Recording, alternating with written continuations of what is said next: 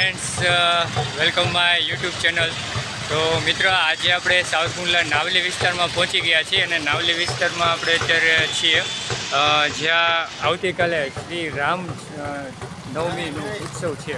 તો રામનવમીનો ઉત્સવ છે અને સાવરકુંડલા શહેરના જે જનતાઓ છે તો એ ઉત્સવમાં પૂરી નિષ્ઠા અને પૂરા મનથી એ ઉત્સવ અત્યારે ઉજવી રહ્યા છે. તો અત્યારે આપણે સાવરકુંડલા નાવલી ચોકમાં આપણે પહોંચી ગયા છીએ. પાછળની સાઈડમાં તમે જોઈ શકો છો કે રિધિસિધ્ધિમંદરનું મંદિર પણ આવેલું છે ત્યાં, બરાબર.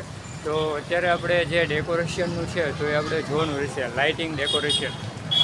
મિત્રો, વાત કરીએ સાવરકુંડલાની, તો સાવરકુંડલા તો મિત્રો, કોઈ પણ ધર્મ હોય કે કોઈ પણ પ્રકારનું આપણે ધાર્મિક તહેવાર હોય તો કોઈ પણ ધાર્મિક તહેવારમાં સાવરકુંડલાના જે નગરજનો છે તો એ લોકો અત્યારે પોતાની જે સેવા ભક્તિઓ છે તો એ સંપૂર્ણપણે નિષ્ઠાપૂર્વક છે તો એ ભાવપૂર્વક સેવાઓ કરી રહ્યા છે. તમે અહીંયા જોઈ શકો છો કે સાવરકુંડલાના નગરજનો છે તો એ નગરજનો અત્યારે કેટલી ભાવપૂર્વક અને નિષ્ઠાપૂર્વક છે તો એ ઉત્સવ ઉજવી રહ્યા છે. તો મિત્ર, અત્યારે રાત્રિનો સમય છે અને ડેકોરેશનનો પણ ખૂબ સારો એવો નજારો પણ આપણને જોવા મળે છે.